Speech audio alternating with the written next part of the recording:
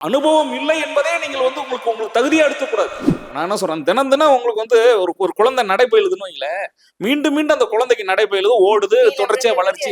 நான் என்ன சொல்றேன், அதற்காக நீங்கள் செய்கின்ற தவறுகளை எல்லாம் தமிழ்நாட்டினுடைய மக்கள் பொறுத்துக் கொள்ள முடியாது, எதிர்க்கட்சிகள் ஏற்றுக்கொள்ள மாட்டார்கள். இந்த இடத்துல நீங்க சுட்டி காட்டுற தவறு என்ன?